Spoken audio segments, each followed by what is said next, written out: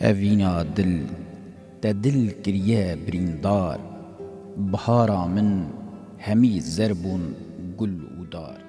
شيخ موس حسن علي جگر خوين جرگه هلبستا کردی یه بدلو پین خوینا کانیا دلی خوی نشتیمان پرور هلبستا کردی بتی پنگش تومار کر و ناو خواه لسردیرو که هلبستا کردی لتنش ناو نامی و جزیری و خانی برونی نیویسان. جگر خوین ده سال 1903 ده لگنده حساره لباجار مردین لباکوری کردستان جدایک بو که لگل مالباتا خواهش بر ستمکاری آده سلاداری ترکیه سال 1914 رویا باجار عاموده لروجاوای کردستانه و لور زانستیا اولی خوند و بملا جگر خوین هات ناس کرن تا سال 1921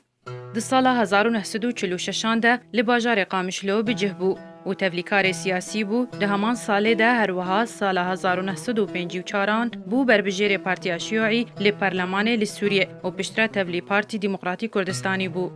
جگر خوین جبر کارو خباتا خو و تفگرا خویا سیاسی کردی ده سال 1946 ده هات زندان کرن لشاما پایتختا سوریه. هروها هات سرگون کرن جبو باجار سویدا ده سال 1969 ده و پشتره بره خدا باشوری کردستانه و لور بشداری ده سرکردایتیا شورشا کردی کر لگل ملا مصطفى برزانیه نمر.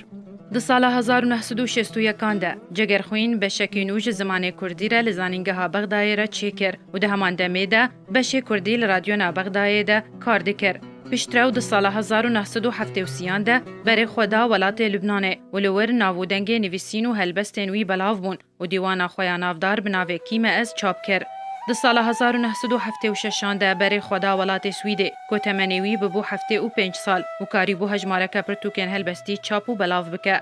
جگر خوینج سال 1921 ده دست بنیفساندنا هلبستین کردی ین کلاسیک بزارا و کرمانجی کر و هلبستین وی دروجنامه هوار ده دهاتن بلاو کرن و بهتریا هلبستین وی دواره شورش و کلتور و نشتیمان پروری و حسکرنا ولات و اوینداری دابون و گرنگی یک مزن دا پیشمرگیان و شورشوانان هر وها ریزک مزن جنیره ده گرد. جبر همین جگر خوین ین چاپ کری الف بیا و فرهنگا کردی و پرتوکک لسر فلوکلور و کلتور کردی هیا سرباری هشت پرتوکن هلبستان جوانجی دیوانا یکم و دوم لشامه پایتخت سوریه هاتن چاپ کرن بناوه پریسکو پیتی سورا آزادی لبیروت دیوانا سیم کیم از چاپ کر.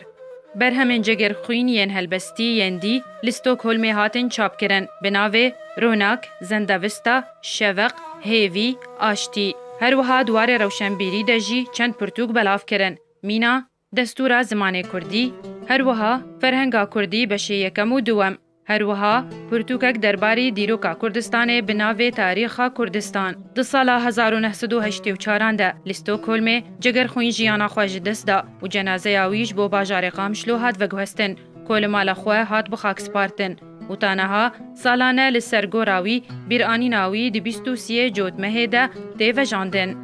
شیرین کیلو آرک